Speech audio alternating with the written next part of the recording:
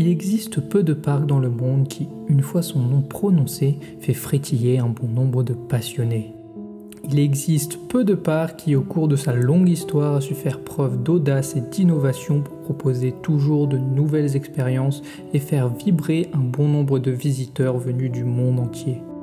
Il existe peu de parcs qui, perdu au fin fond des États-Unis, a réussi à se démarquer et à devenir une destination très prisée par les amateurs de sensations au cours des années. Ce parc, Cedar Point de nom, fait partie de ce petit groupe de parcs qu'il m'est arrivé de tant en rêver. Je me rappelle passer des heures sur l'ordinateur étant enfant, regardant photos et vidéos de ces nombreuses attractions toutes plus extraordinaires les unes que les autres, suivre l'avancée des nouvelles acquisitions qui repoussent à chaque fois un peu plus les limites de la physique, toujours avec ce rêve en tête d'une fois aller aux États-Unis pour pouvoir m'asseoir dans ces sièges et dégringoler les kilomètres de pistes que ce parc peut proposer. Cependant, il y a une chose à laquelle je ne pouvais pas m'attendre. C'est que ce jour arrive bien plus vite que je ne l'aurais imaginé. Et oui, Cedar Point, la capitale mondiale des coasters, eh bien ça y est, je peux enfin dire que je l'ai visité.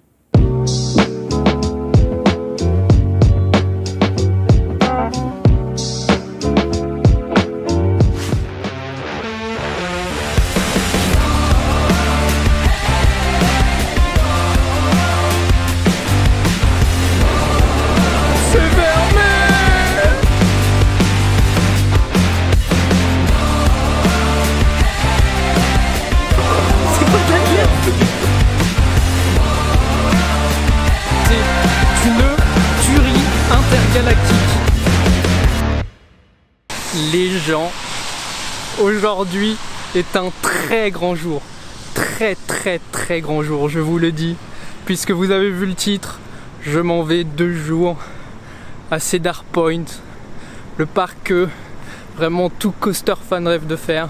Ça va être un truc de dingue, il va faire un peu pas très beau, vous voyez, c'est assez nuageux, mais ça risque d'être incroyable.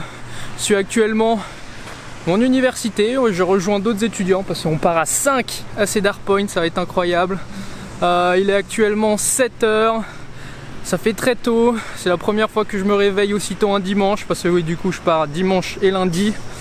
Qu'est-ce que je peux vous dire d'autre? Ouais, du coup on va chercher la voiture de location et on part 3 heures de route. Je sais pas si, vu que je conduis, j'ai pas filmé pendant la route, mais du coup on se retrouve à Cedar Point dans 3 heures. Vous, ça va passer en quelques secondes, moi ça va passer en 3 heures, mais j'ai vraiment trop hâte, ça va être incroyable. Cedar Point quoi, Cedar Point, t'imagines, c'est vraiment le parc que je rêve de faire depuis toujours. Et là dans 3 heures j'y suis quoi. J'ai pris le pass annuel et tout, ça va être...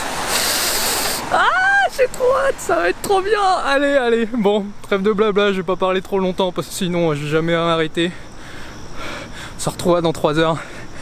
Allez hop, faux espoir, il va falloir encore patienter un petit peu avant d'arriver à Cedar Point parce qu'avant je pense qu'une petite rétrospective du parc pourrait quand même rafraîchir la mémoire à certains et montrer aux autres à quel point ce parc est incroyable. Cedar Point est un très vieux parc des États-Unis. Il a ouvert en 1870, donc lui, si vous savez compter, il a 152 ans sur une péninsule du lac Erie qui fait partie des 5 grands lacs d'Amérique du Nord. Le parc était à son ouverture plus une station balnéaire qu'un parc d'attractions. Les gens venaient pour se baigner dans le lac, mais très rapidement la destination va se développer. Dès le début des années 1900, les premiers hôtels ouvrent, dont l'hôtel Breakers qui existe toujours, et les premières montagnes russes arrivent. La Grande Dépression passe par là et le parc en souffrira beaucoup, mais c'est à partir des années 80 et grâce à ce monsieur, Richard D. Kinzel, que le parc va prendre une toute autre tournure et va devenir ce qu'il est aujourd'hui. Monsieur Kinzel est nommé CEO du groupe Cedar Fair en 1986 et va mener ce qu'on appelle la Coaster War, une sorte de guerre entre parcs pour pouvoir avoir toujours les plus hauts et les plus rapides coasters. En 1989, il ouvre Magnum XL200, le tout premier hypercoaster, c'est-à-dire un coaster de plus de 60 mètres de haut qui est donc par la même occasion le plus haut et le plus rapide du monde. Il va enchaîner en 1991 avec Main Street, qui est à son ouverture le coaster en bois le plus haut et le plus rapide. En 2000 ouvre Millennium Force, qui bat à l'époque 5 records du monde et est le premier giga coaster, catégorie de coaster qui dépasse les 90 mètres de haut. Puis en 2003 arrive Top Thrill Dragster qui bat encore tous les records avec ses 128 mètres de haut et ses 190 km/h et qui est par la même occasion le premier Strata Coaster, ce qui correspond au coaster de plus de 120 mètres de haut. La guerre va finir par s'essouffler, mais le parc va continuer à innover et ouvrira des coasters que vous connaissez sûrement, Maverick, Gatekeeper, Valravn, Steel Vengeance. Mais bon, je pense que vous comprenez maintenant pourquoi ce parc est incroyable, pourquoi tant de monde en rêve, surtout quand on sait qu'il abrite un certain Steel Vengeance, coaster faisant partie des meilleurs du monde, si ce n'est le meilleur, et dont je reviendrai dessus en temps et en heure. Allez, ça y est, je vous laisse tranquille avec mes explications, il est l'heure, on se retrouve tout de suite à Cedar Point. Ça y est, regardez-moi ça, nous y sommes. Je suis à Cedar Point, j'ai mon petit pass annuel pour l'année qui est valable jusque 2023. C'est incroyable, il n'y a pas trop de monde pour l'instant parce qu'en fait il pleut aujourd'hui. Du coup les gens ils ont pas forcément voulu venir. Et il y a 5 minutes à Gatekeeper, ce truc là, le petit wing qui passe. Je pense qu'on va commencer par ça pour bien se mettre dans l'ambiance, ça va être incroyable, trop hâte. Allez, Cedar Point, je suis à Cedar Point.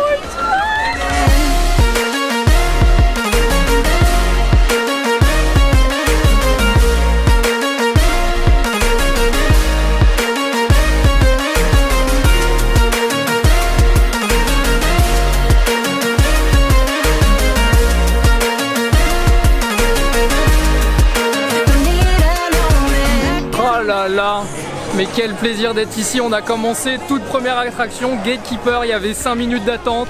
En plus, j'ai eu la chance, parce qu'ils choisissent le côté de l'attraction dans lequel tu vas. On a eu la chance de tomber sur le bon côté, du coup le côté où t'es à l'extérieur sur la première drop. Au last, c'était incroyable. La particularité, moi le truc que j'ai vraiment kiffé, c'est que par rapport au wing qu'on a en Europe, celui-là il est tellement long, c'est trop bien. Et en plus il est bien aérien, tu te prends quand même pas mal de G, tu te fais bien pousser, t'as des airtime et tout. Franchement, meilleur wing jusque maintenant, trop bien, je kiffe. On va voir les autres attractions, je sais pas ce qu'il y a d'autre de disponible, d'ouvert, parce que vu qu'il pleut, il y a un peu des trucs qui sont fermés, mais on va voir.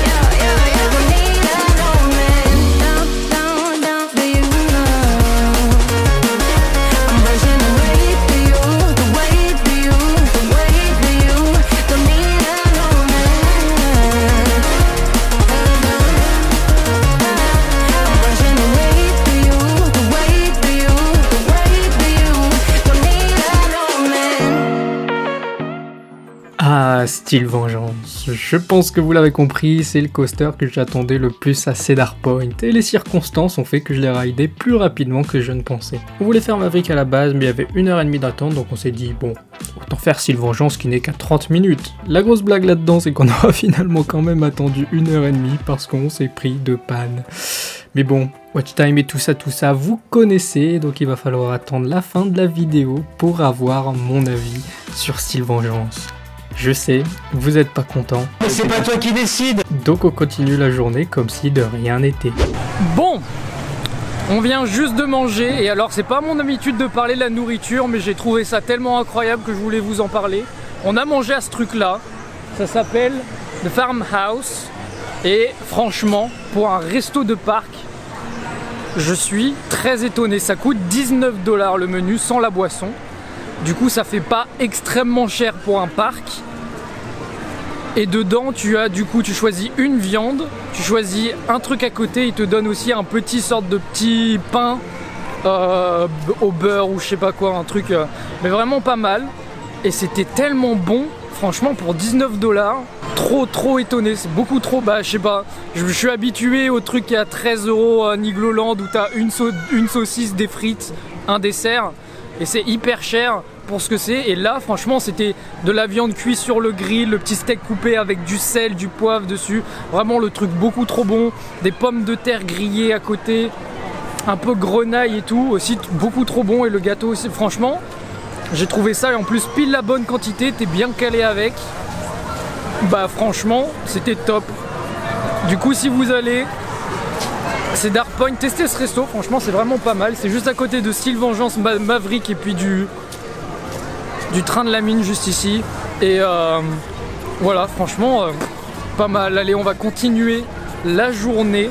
Il y a Maverick qui est en test parce qu'il y a eu une panne, du coup je pense qu'on va aller se diriger là-bas pour leur prendre quand ils roulent et éviter d'attendre trop longtemps, parce que tout à l'heure il y avait 1h30, il n'y a pas trop envie d'attendre 1h30. Et puis de toute façon je vous tiens au courant de tout ce qui se passe ici à Cedar Point. Ce parc est beaucoup trop bien, j'aime trop, je suis amoureux de ce parc.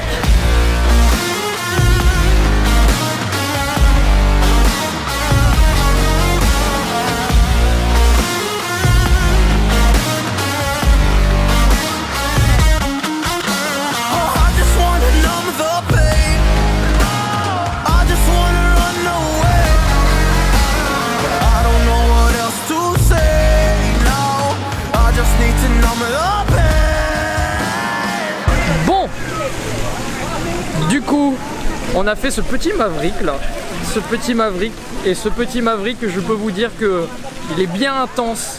Une bonne petite surprise, ouais, il paye pas de mine, il est vraiment pas très grand par rapport à tous les autres coasters du parc, il est un peu caché au fond du parc, mais franchement, bon ça m'étonne pas, je savais qu'il était incroyable, mais il est vraiment trop bien. Genre les changements de direction c'est d'une violence, tu peux te prendre de bons airtime, et le deuxième launch là, bien sympa aussi. J'aime trop ce parc, il est incroyable, tous les coasters ils sont beaucoup trop bien, je suis aux anges. Mais sinon on a essayé de faire Creek Mine juste à côté, franchement bonne surprise. On a attendu 5 minutes et après il y a un gars qui est arrivé, il nous a dit l'attraction ferme à cause de la météo, on sait pas combien de temps ça va reprendre. Du coup, bon voilà, on continue, on est à la recherche d'attractions ouvertes parce qu'il y a une petite averse qui se prépare, du coup ils ferment les attractions, on va voir ce que ça va donner, j'espère que ça va aller. Je vous présente la meilleure attraction de Cedar Point, la ferme avec les petits poneys, les lamas et je ne sais pas quoi, je crois qu'il y a des cochons aussi, incroyable, franchement quand il pleut, tout est fermé, c'est super passe-temps. Let's go.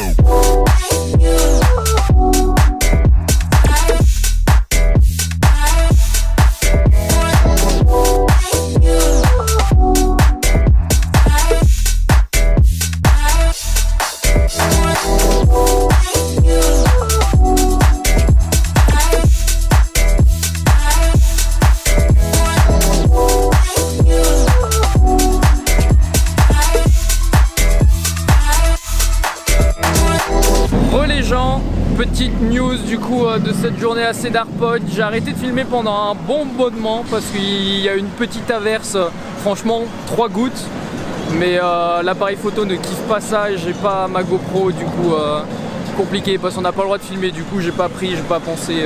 On a fait du coup, vu que pendant, alors le problème c'est que pendant l'averse du coup il y a beaucoup d'attractions qui ont fermé, il restait plus que les coasters BM d'ouvert et Millennium Force, du coup on a fait Rougarou qui est juste là derrière. C'est un vieux BM qui était en stand-up, du coup à la base dedans t'étais debout dedans, dans les trains, mais ils ont remplacé les trains, maintenant ça s'appelle Rougarou, avant c'était Mantis et maintenant c'est un floorless, donc sans sol, t'as les pieds juste au-dessus des rails directement.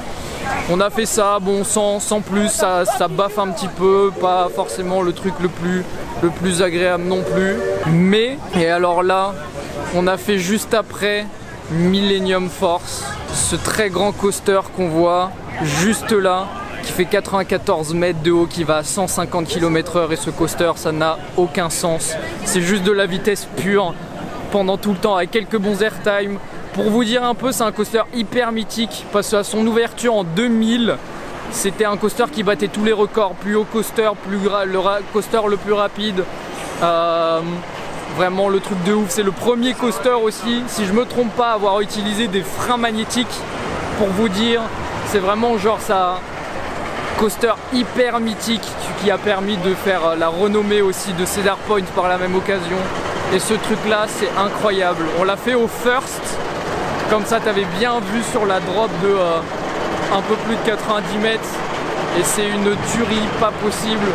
C'est pas forcément aussi intense que un Steel Vengeance ou un Maverick, mais c'est tellement rapide, c'est trop cool. Et franchement je ne comprends pas ce parc, ça n'a aucun sens. Tu te retrouves dans le même parc, t'as un Steel Vengeance, un Maverick, un Millennium Force, un Gatekeeper, tu n'as que des bons coasters. Ça n'a aucun sens. Je vais de coaster en coaster, je n'en reviens pas. Je ne comprends pas ma vie, ça n'a aucun sens. Mais c'est beaucoup trop bien. Encore le même problème qu'avec Kennywood, les gens s'incrustent dans le vlog. Mais du coup je disais ouais, ce parc n'a aucun sens. Je sais pas quoi vous dire de plus. Je n'ai pas les mots actuellement, je ne comprends pas ce qui se passe. Mais c'est beaucoup trop bien. Et même s'il y a du monde aujourd'hui, même s'il a plu, qu'il y a eu beaucoup de pannes, beaucoup de trucs de fermés, bah franchement je passe un beau moment et je kiffe cette journée, c'est beaucoup trop bien. Et il est actuellement 19 h, le parc reste ouvert encore pendant 4 heures. Ça veut dire des rides de nuit sur Steel Vengeance, ça veut dire des rides de nuit sur Millennium Force, ça va être incroyable.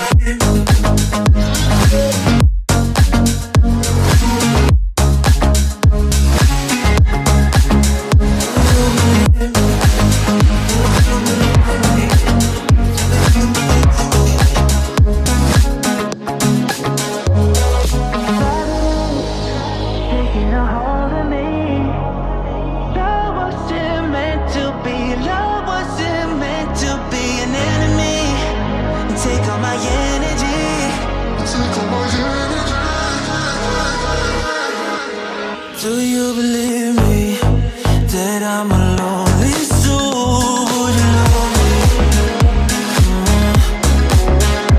I've been searching, always wanted more. Can you hear me? Do you believe me? I've been searching.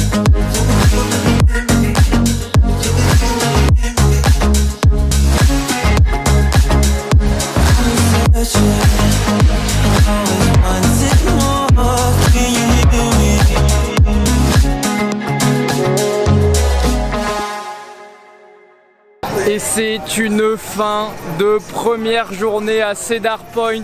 Regardez-moi ça, c'est pas beau. Le lift de Valravn qui est illuminé, je ne sais toujours pas comment ça se prononce, ce n'est pas grave. Mais que vous dire, je suis désolé d'abord si j'ai pas beaucoup filmé aujourd'hui. Mais avec la pluie et tout, c'était compliqué. Là, le soir, on a vraiment couru pour pouvoir faire un maximum de trucs parce qu'il y avait beaucoup moins de monde qu'en journée. On a fini sur 2 rides de nuit, de Steel Vengeance. Et je peux vous dire que c'est incroyable. Le dernier en plus à l'avant-dernier rang. Pas au las, on n'a pas réussi à l'avoir, mais l'avant-dernier rang et c'était pas mal. C'était incroyable. Et on a terminé du coup sur petit ride de Valravn. On l'avait pas fait, aujourd'hui on l'a fait de nuit du coup. Alors de nuit c'est un peu moins impressionnant parce que tu vois pas vraiment la drop. Pour donner mon avis, à chaud comme ça, un peu déçu en vrai parce que ça aurait pu être mieux. Le truc c'est que c'est bien plus long, mais la seule dive que j'avais faite avant c'était Baron à Efteling. L'avantage de cette dive là c'est que du coup elle est très longue. Il y a plein de trucs, c'est assez long, mais après ça reste du BM très ample. Tu te prends beaucoup de jet du coup en bas de la première descente, mais après le reste il n'y a rien de très incroyable. C'est sympa, mais sans plus. C'est toujours quand même un plaisir d'être ici. Il nous reste encore toute la journée de demain. Demain le parc ne ferme pas à 23 h, il ferme à 20 h et on partira un peu avant, mais ça laisse quand même une bonne journée pour faire les coasters qu'on n'a pas fait. Mais avant de passer à la deuxième journée, il faut que je vous parle d'une petite dinguerie qui a eu lieu juste après avoir fini cette séquence. Vous voulez savoir ce qui s'est passé? Eh bien, on a tout simplement croisé Mariah Carey qui sortait de Valravn. Oui, la chanteuse américaine que tout le monde connaît et déteste pour avoir chanté la fameuse chanson de Noël que je vous diffuse avec grande joie quelques secondes juste pour que vous l'ayez dans la tête. Je vous jure, ce trip n'a vraiment aucun sens jusqu'au bout. Pour vous expliquer, je finis tout juste de filmer la séquence qu'un Américain vient me voir en disant qu'il a vu Mariah Carey dans Valravn, qu'elle va sortir à tout moment de l'attraction et m'explique son plan pour aller lui serrer la main. On attend 5-10 minutes devant la sortie, puis on a été témoin de quelque chose d'unique. En exclusivité mondiale sur la chaîne des Frères Coaster, j'ai le plaisir de vous présenter la seule vidéo qui existe de Mariah Carey, aperçue furtivement au coin de la porte de la boutique de Valravn. Maintenant je vais pouvoir mettre sur mon CV paparazzi de Mariah Carey. Mais c'est malheureusement tout ce que j'ai à vous montrer parce qu'à peine ce rush pris, un gars de la sécurité nous a escortés en dehors du parc. Mais bon, quelle anecdote de ouf quand même. Allez, du coup on part dormir et se remettre de ses émotions une bonne fois pour toutes. Je vous laisse sur cette phrase approuvée à 100% qui est que la vie a besoin de plus de Cedar Point. Et on se retrouve tout de suite pour la deuxième journée au pays des rêves et des gros coasters sa mère. Eh bien, bonjour tout le monde pour cette deuxième journée à Cedar Point. Vous avez sûrement entendu parler du coup de notre petite dinguerie hier, de l'entrevue avec Mariah Carey, mais aujourd'hui, toute nouvelle vidéo, toute nouvelle journée plutôt. Il est 9h30, le parc ouvre dans une demi-heure, mais on s'est arrêté pour prendre un bon petit déjeuner. On est à ce truc là, ça s'appelle Cracker Barrel. C'est genre un truc typiquement américain, genre saloon ou je sais pas quoi, où ils font des très très bons petits déjeuners, les trucs genre pancakes, bacon, œufs, les trucs vraiment plus américains, ça n'existe pas. On va tester ça, c'est vraiment assez particulier comme resto parce que je vais vous montrer ça. Avant de rentrer dans le resto, t'as un gift shop, du coup toute une boutique où tu peux acheter plein de trucs américains toujours. Ils vendent des trucs de Noël, d'Halloween, j'ai pas tout compris. Et en fait ils te font attendre 10 minutes avant de pouvoir aller à ta table pour prendre ton petit déjeuner pour que justement tu ailles acheter des trucs dans la boutique. C'est assez particulier, c'est assez drôle, mais voilà, on voulait tester ce petit concept et je vous emmène du coup avec moi parce que voilà, les Dunkin' Donuts, les McDo, c'est assez classique. Moi je vous fais découvrir des vrais trucs américains. Ce truc ça n'a aucun sens, t'as des trucs de Noël, des sapins, des trucs tout roses, des trucs de la Bible, des trucs d'Halloween, ça n'a aucun sens, mais c'est bien drôle, c'est vraiment typique américain, tu n'as pas plus américain. En même temps ils vendent des t-shirts de sport pour les équipes de l'Ohio, machin, c'est bien drôle. Mais bon, voilà, on attend le petit déjeuner et après direction Cedar Point, il y a encore quelques petits crédits à choper et puis on refera des bons gros rides de style Vengeance, de Millennium Force, de Maverick, ça va être trop bien.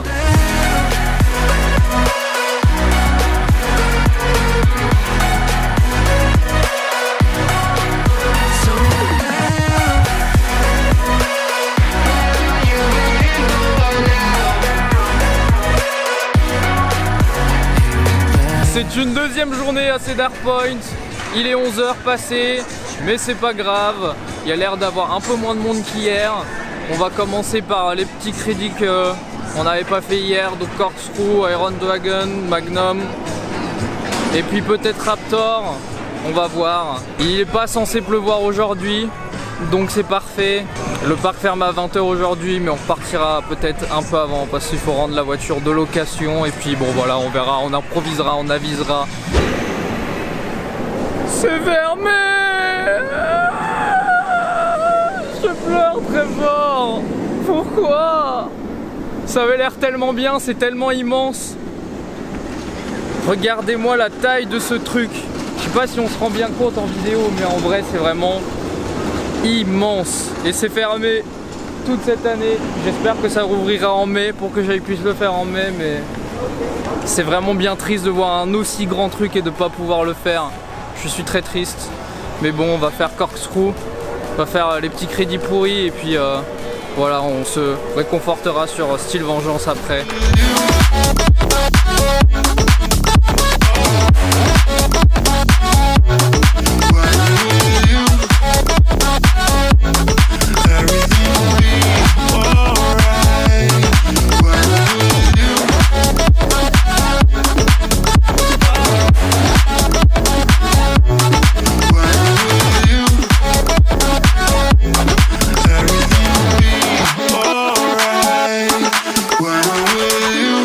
Bon, petit point, je vous ai pas filmé, on a fait tous les petits crédits pas forcément incroyable. On a fait les 2 trucs de Gemini qui est ouvert aujourd'hui, il était fermé hier, du coup c'est dit on va faire ça. On a fait Iron Dragon, Corkscrew, on a fait le petit Zamper là c'est comme un disco coaster sauf que c'est une sorte de skate. Et on a terminé par Magnum XL200. Il me reste juste Creekmine et Raptor et puis les 2 Kiddy, mais les 2 Kiddy je pense pas que je vais les faire, ça vaut pas le coup et je crois qu'il faut un enfant pour aller le faire et je n'ai pas d'enfant sous la main. On vient de faire Magnum XL200, on a ressorti, on a le temps de prendre les sacs. Magnum est tombé en panne, on l'a fait vraiment au meilleur moment. Et puis du coup pour vous parler un peu de Magnum, en vrai je m'attendais à rien du tout. J'ai vraiment fait juste parce qu'il y avait le crédit, en fait c'était pas mal. Le truc il fait 60 mètres mais vu que tous les autres attractions sont immenses, ça fait pas... Tu te rends pas compte que c'est si haut que ça et que c'est si rapide et en vrai bon c'est pas mal, il y a quelques à-coups quand même, rien de... Mais c'est bien, t'as des petits tunnels avec des effets de lumière. En vrai c'est pas mal, sur tous les petits crédits qu'on a fait je pense que c'est le mieux. Et c'est le mieux, je sais pas que je pense, c'est le mieux. Le parc a l'air moins rempli aujourd'hui, il y a quand même, ça a l'air plus chill, on a quand même pu faire tous nos petits crédits là en 2 heures. Les trucs qui manquaient, il reste juste Raptor à faire à l'entrée qu'on finira faire plus tard, mais bon là on se dirige vers la Vengeance. On va faire des petits rides de style Vengeance et Creekmine qui est juste à côté par la même occasion. Et en parlant de la Vengeance, on approche de la fin de cette vidéo, donc il est temps pour moi de vous donner enfin mon avis dessus. Et je vais pas passer par 4 chemins, style Vengeance. C'est une tuerie intergalactique. Ça n'étonnera personne que je dise ça, mais c'est pourtant bien vrai. Ce coaster rassemble tout simplement tout ce qu'on pourrait demander d'un coaster. Il est long, rapide, il a je ne sais combien d'airtime, des inversions qui ont toutes aucun sens, c'est simple, en un tour de style Vengeance, tu te fais maltraiter comme jamais, mais dans le bon sens. Déjà rien qu'à la drop, tu sais que ça va être incroyable. Comme sur son petit frère Zadra que j'ai eu la chance de rider, dont je vous mets la vidéo juste en haut à droite pour ceux qui ne l'auraient pas vu, au dernier rang, on décolle de son siège tout du long. Après t'enchaînes de bons gros airtime comme on les aime, des inversions d'une violence qui n'ont aucun sens, genre par exemple ce truc là serait répertorié comme un 0G stall, inversion qu'on retrouve sur Zadra, mais là au lieu d'avoir quelque chose de très aérien qui limite permet d'avoir une petite pause dans Zadra avant de passer sur la deuxième partie de l'attraction, là c'est d'une violence, j'ai jamais vu ça. On retrouve la fameuse fougue de son constructeur RMC, la nervosité de ce genre de coaster qui est extrêmement appréciable, on retrouve tellement d'airtime qu'on peut même pas les compter, et très gros bonus, ce coaster est d'une longueur, t'es dedans, t'as vraiment l'impression que ça va jamais s'arrêter sans pour autant qu'on commence à s'ennuyer. Bref, vous l'aurez compris, style Vengeance est sans surprise mon plus gros coup de cœur à Cedar Point. Rider de nuit, il est encore plus incroyable. C'est limite le coaster parfait presque. Mais, car oui, il faut bien aimer, même le meilleur coaster de la planète peut avoir un petit défaut. La seule chose qui me gêne un peu, c'est son manque de confort. Les trains RMC sont pas les pires, mais quand on se fait balader dans tous les sens comme style Vengeance le fait, mieux vaut être confortablement installé. Parce que par exemple sur des changements de direction assez violents comme ici, comme le dossier ne remonte pas jusqu'en haut du dos, tu te tapes le dos contre le bord et c'est pas toujours très agréable. Après l'avoir ridé plusieurs fois en 2 jours, j'ai commencé à avoir mal aux côtes à cause de ce machin. Mais bon, à part ça, style Vengeance c'est vraiment une tuerie sans nom. Le genre de coaster qui à lui seul mérite de faire le déplacement. Je souhaite vraiment à chacun d'entre vous de pouvoir un jour venir à votre tour poser vos fesses sur ces sièges. Sans surprise, je préfère style Vengeance à Zadra, et donc oui, la Vengeance prend la première place de mon top des coasters que j'ai pu tester. J'espère que vous m'entendez, je n'ai plus de voix, cela marque donc bien la fin de ce trip à Cedar Point, de ces 2 jours. C'était incroyable, franchement, je suis beaucoup trop content. Ça se termine, mais ça sera sûrement pas la fin, j'ai pris le pass annuel, je pense revenir. Je suis désolé si j'ai pas trop filmé aujourd'hui, mais c'était vraiment beaucoup plus chill. On a fini de faire tous les crédits. On a refait style Vengeance, on a refait Maverick, on a refait Gatekeeper, on vient de refaire Millennium Force, on vient de terminer par ça. On a fait Raptor aussi du coup qui était le dernier crédit. Bon, pas grand chose à dire dessus. La seule remarque, c'est ce qui m'a tué, c'est que c'est vraiment considéré par certains comme le meilleur coaster de France. Et ici, c'est tellement peu populaire qu'on a attendu 5 minutes et que comparé aux autres coasters, ça ne vaut pas grand chose. C'est un peu dommage, un peu triste de dire ça, mais bah c'est comme ça. Quand tu te retrouves, que tu mets un Raptor dans le même parc que un Gatekeeper, que un Steel Vengeance, que des énormes coasters comme ça, bah ça ne vaut pas grand chose malheureusement. Mais bon, si je peux vous donner un petit avis sur le parc, tout ce qui est théma, tout ça, c'est pas forcément incroyable, mais les coasters dans ce parc, il y en a énormément et beaucoup de très bonnes factures.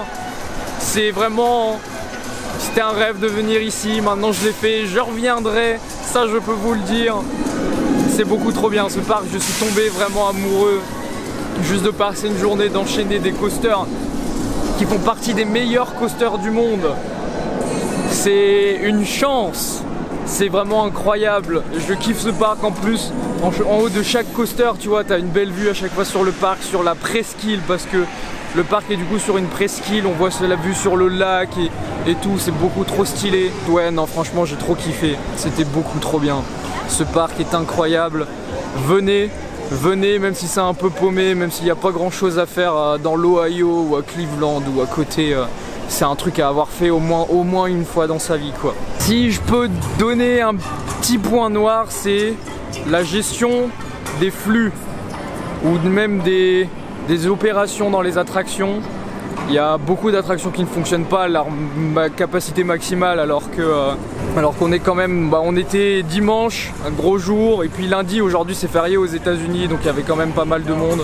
C'est un peu dommage, voilà, que par exemple un Steel Vengeance fonctionne avec 2 trains alors qu'il pourrait en mettre 3, et que quand il fonctionne à 3 trains, c'est tellement lent que t'attends dans le train avant la station. Bon, des trucs comme ça, tu vois, il pourrait améliorer.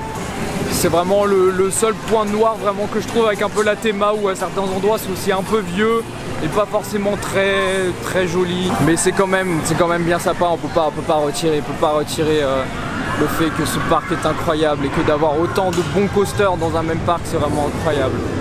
Mais bon, sur ce, j'espère que cette vidéo vous a plu, que vous avez kiffé découvrir Cedar Point à travers de cette vidéo. Comme d'hab, n'hésitez pas à nous suivre sur les réseaux sociaux pour avoir un petit peu toutes les nouvelles sur les prochains trips qu'il va y avoir sur la chaîne.